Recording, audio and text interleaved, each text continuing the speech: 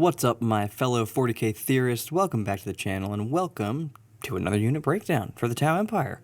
It's Riptide Day, so ion cannon that like button and subscribe button, thunderhammer the bell icon, leave a comment, check out other videos. I also have a second channel that's linked down below. So we're going to be taking a look at the Tau Riptide today. Now, when the index was first out, this thing was awful, and it remained awful up until Tau got their codex several months ago. Now the Riptide is good because Tau have their codex and it has a lot more options now that it kind of fits into multiple detachments and stuff. So, for this unit breakdown, I'm actually going to go over each detachment and how the Riptide benefits from it. And then at the end I'm going to choose which one I think it benefits from the most, kind of considering all the strats and everything like that. So, the Riptide is certainly no Tiger Shark, and if you haven't seen that episode, I probably forgot to link it down below, but maybe it's linked down below. This thing is still worth discussing, because it's a mainstay of the Tau army. You see them in most lists. We're going to first take a look at the datasheet like we always do. So, moves 10, toughness 9, it's got a 2-up save, a 4-up invuln, which is cool. It has a leadership of 7 and an OC of 4. I wish it was a little tougher, I wish it was toughness 10, but the 4-up invuln makes it pretty durable by itself. Now, when we're looking at its guns here, we have either the heavy burst cannon or the ion accelerator. The ion accelerator is usually the pick here. The burst cannon should probably be one more AP, and then it would be maybe worth taking, but the ion cannon is usually what we go for here. You can swap some things out, you're always going to take some missile drones with it, and if I'm being very honest, it's a very average unit on its face. You know, however, that 14 wounds and that 4-up invuln, that makes it annoying to deal with. Past that, its datasheet abilities mean it's always hitting on its ballistic skill, and if it's guided, it's hitting on 3s. So it's as effective on 1 wound as it is on 14, and it can fall back and still shoot.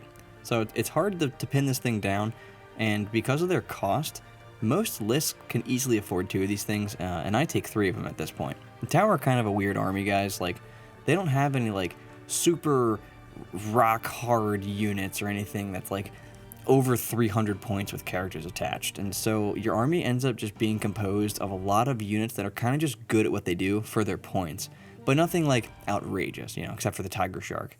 My point here is that the opponent tends to have a few options for targets, and usually something that's got 14 wounds with a 4-up invuln isn't always going to be their best target, and so the Riptide tends to stay alive and stay around longer than most units in the army.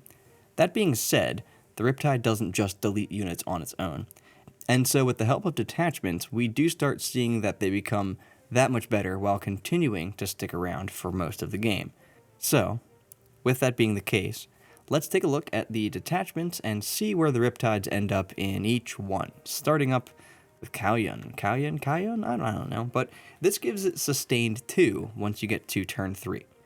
Problem is obviously you have to wait until turn 3 to get this off, but it's great to have.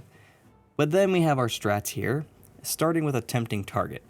This gives the Riptide +1 to wound. Now, admittedly, this is better probably for the burst cannon variant against more targets, but it goes a long way with the ion cannon to hurt things that are toughness 9 or higher. It gives you about 3 wounds on something big and tough with the ion cannon, and these things are flat 4 damage at AP 3 with ignoring cover most of the time. So, you know, if they don't have something going on there, you might just get all 3 through and just blow up some sort of vehicle. You then have point blank ambush. This is going to be +1 AP. I also think this is better on the burst cannon variant, but now we're talking AP 4 ion cannons that are now +1 to wound, with reroll 1s from stealth suits if you need it, which you probably have. And so the conclusion of this detachment, because that's basically all it's given you, is sustained 2 and then these 2 strats. I think the Kauyon detachment is fine, and I don't think it really matters which weapon you take, whether you're taking the burst cannon or whether you're taking the ion cannon. The burst cannon can be AP 2 with +1 to wound and then have sustained 2. So like for all you math nerds out there, sustained 2 on a model that's hitting on 3s, like without rerolls, ends up being the same number as your starting shots. So basically a Riptide with a burst cannon should expect to get about 12 hits on turn 3 and onward if it's guided, which, you know, it's gonna be. So they can also be AP 2 with ignore cover, because you always have access to that. And then you have the +1 to wound. That's not going to hurt. But against some targets like Terminators and stuff, you're just better off with the ion cannons, and so it is kind of just a toss-up there. And do remember that the ion cannons have hazardous, so if you do overcharge them to 4 damage and AP 3, you do have a chance to hurt yourself. In total, though, we end up with this.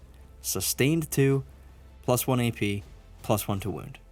Switching over to Mont'ka, this is going to give you access to assault and lethal hits until turn 4, so on turns 1, 2, and 3.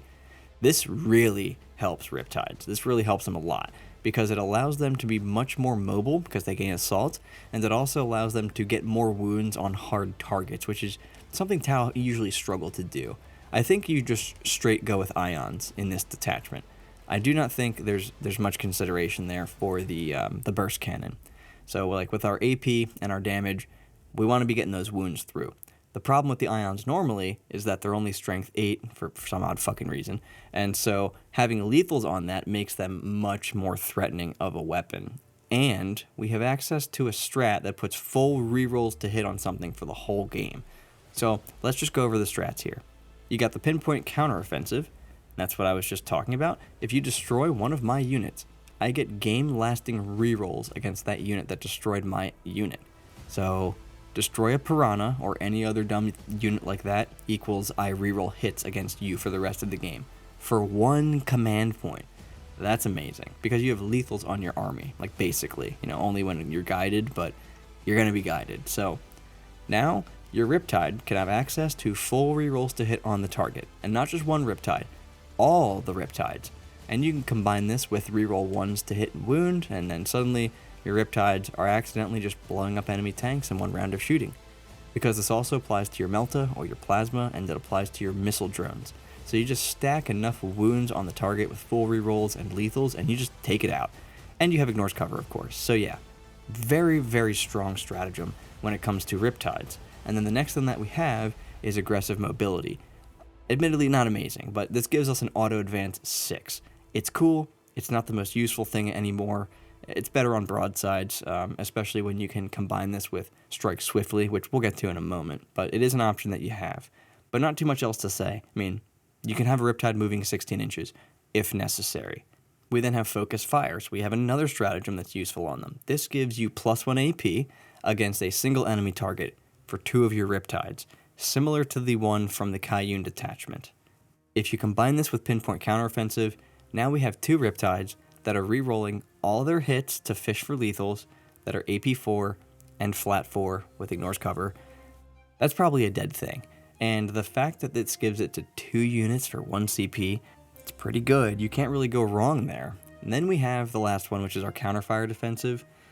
This is just great because it's -1 damage. It's only in the enemy shooting phase, so it makes Riptide a real pain in the ass to take out. But it's not just Riptides you can put this on. You can put this on squads of battlesuits, you can put this on your tanks, you can put this on a Tiger Shark, you can put this on anything. I imagine it's good on broadsides, like really good. But on a Riptide, you're talking a 4-up invuln with 14 wounds that's now -1 damage. That's annoying to get through, and it probably requires a lot more firepower than originally thought. The only problem that I have with this is that you can't use it in the fight phase, and it is 2 CP. Like, I feel like it should probably be usable in the fight phase if it's 2 CP, but whatever. Let's really quick talk about some of the enhancements that Mont'ka has to offer, because believe it or not, 2 of the enhancements can actually affect a Riptide, and they're actually both very good. The first one I sort of mentioned a second ago, it's Strike Swiftly. Basically, you can have a Riptide, or 2, because you can hit 2 units with this thing, gain Scout 6 inches. They then move 10 inches, they have an advanced 6 inches. That's pretty cool. How cool? I think it's just cool. I think everything will be hidden on turn 1 that your opponent has on the table, and doing that is just a way to lose Riptide really quickly for no reason, but it is a thing you can do. Or you could just use it to scout them sideways. Is the Riptide the best target for this? Probably not. No, but are they a target for it? Yes. And then we also have Strategic Conqueror, which picks an objective on the battlefield. Any of my friendly units that are on that objective are +1 OC. So now you have Riptides that are on OC of 5. So cool little buff there, nice to have, not amazing, but worth mentioning. And so the conclusion of this detachment is that it gives us way more stuff. It's pretty clear to me that the Riptide benefits a lot from this detachment. It gains Assault, it gains lethal hits, it gains full rerolls to hit. It can be +1 AP, -1 damage, +1 OC, Scout. Like, that's a lot of things. How many things is that? That's 7? That's 7 different things there. That's a lot of buffs to be putting on something that's hitting you with flat 4 damage. 2 Riptides in this detachment will have a much easier time getting rid of hard targets, and so the rest of your list can kind of be composed of other things instead of just going like suits, although I do love suits. And so let's talk about the suits detachment next and see what the Riptides gain there. And the suits detachment is going to be our Retaliation Cadre. Now this detachment is just totally battlesuit based, and so it does apply to your Riptides. What you get is this. You get +1 strength and within 12, and then +1 AP within 6. And I gotta be honest, I don't love this for the Riptide compared to the other two, but I do love this detachment, and I love some of the stratagems when I can remember to actually use them. I really like this detachment in general because of the way that it plays. It also, like, the list just looks completely different from my Mont'ka detachment. My Retaliation Cadre is like all battlesuits and Riptides. My Mont'ka detachment's like all tanks. But here we get something pretty simple. Our Ion goes to Strength 9, AP 4. Our Burst Cannon goes to Strength 7, AP 2. And then that starts actually looking interesting to me, and I have had some success using the Burst Cannons, but after a couple test games that I've played, I think I'm going to switch back to the Ions. I'm not positive yet, just because I always seem to injure myself with those damn things, but I may switch them back and see how we can do there. But anyway, that's what we get. We get +1 strength and +1 AP. It should have just been both with a 9 inches, but what the fuck ever. We then have our enhancements and our stratagems and stuff. We don't actually have any enhancements that help this detachment, so nothing there. But we do have stratagems, and the first one is going to be our failsafe detonator. This is very straightforward. It just auto-explodes your Riptide. These things are D6 when they explode, so they go fucking boom. And this is just a funny thing you can do. You can get up close, benefit from your detachment, getting that +1 strength, that +1 AP, and then auto-explode. It's funny, but honestly, I haven't found a time that I really want to do it yet. The Riptides that I play with are usually near other friendly units, and I don't want those units taking D6 mortal wounds. So, it's just a thing you can do. If you shove it into your face, you can kind of use it as a nuke, and that's pretty funny. We then have the Stim Injector. This gives it a 6-up Feel No Pain. Comes in handy, but it's not going to take you all that far. It equates to like 2 extra wounds. If it's one of those situations where like your Riptide might survive, but you're not quite sure, it's probably good to use it there just to kind of help ensure that it does, so that if it ends up you roll a little worse than you thought, at least you have access to some Feel No Pains. You can maybe make 2 or 3 of them if it's, if you take the 14 wounds. So, I don't ever use this anymore. I regret using it every single time. It never does anything for me, kind of without fail, but it is something that's there, and in the right situations, mathematically, it should help you out. You then have the, Archon Protocol? Yeah, I did it. It gives you access to Sustained 1 or Sustained 2, depending on the unit size. So if it's a 6-man unit, Sustained 1. If it's a 11 or more man unit, Sustained 2. Comes in handy, especially in a build that runs the Burst Tides.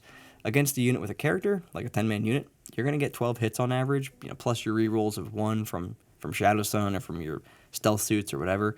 It takes them to about 6 or 7 wounds on a target to about 9 or 10, if you're toughness 6 or less, that is. So not a bad one to have there.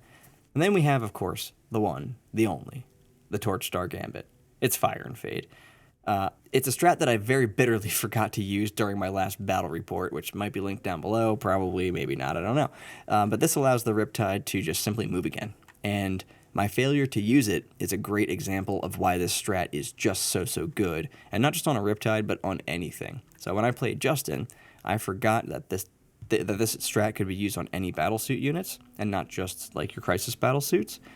So what ended up happening was that I had a Riptide in range of a Vindicator that I just barely gotten into range of, and the Vindicator ended up destroying the Riptide, and all I needed to do to prevent myself from losing this Riptide was to spend 1 CP and just move it out of range, or line of sight, but in this case range.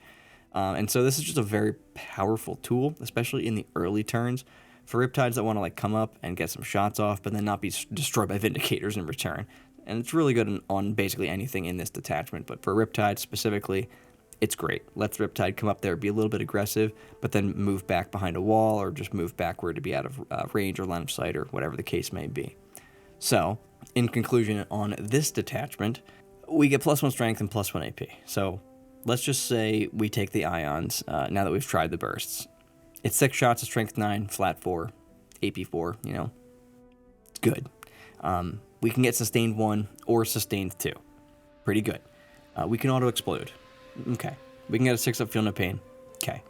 And then we can fire and fade. That's so good that it makes it a toss-up between taking this over Mont'ka. When it comes to a Riptide, I do still think that Mont'ka has it beat, though. But I also think that this detachment is very good, and that it benefits Riptides in several ways. What we care about the most is going to be Torchstar Gambit, and the fact that our ions become AP 4. Like, our strength still sucks at 9, but being AP 4 and flat 4, that makes it so that only things with invulnerable saves are really going to be a problem. And I think the rest of your army can probably deal with those types of units, because you have a bunch of battlesuits and other stuff in there to help. So what do I think here? I do think that if we are only considering Riptides themselves and not the rest of the list, that they are definitely best in the Mont'ka. They just get way too many benefits. They can have full rerolls with lethal hits, add AP 4 with strats and stuff, and like multiple can get it at once. You can have -1 damage on stuff. They can gain Scout and OC 5. There's enough there that I think it's pretty obvious to me where they fit best, and that's going to be Mont'ka for sure. But I'm certainly not right about everything all the time, as far as you know anyway. And so, what do you, ladies and gentlemen, think about this analysis? Let me know down below, where you type things into the comment section. Then thunderhammer the like and subscribe button, hit Nurgle's bell, check out my other stupid Warhammer videos, and then check out my other channel, if you want to, which you should. Thanks as always for making it to the end here, everyone. I'm sure nobody did, but if you did, thanks so much, and I truly do mean that. I'm going to leave you with that, so, I don't know, for the greater good, or whatever. Theory hard, my friends, and I'll see you guys back at the lab.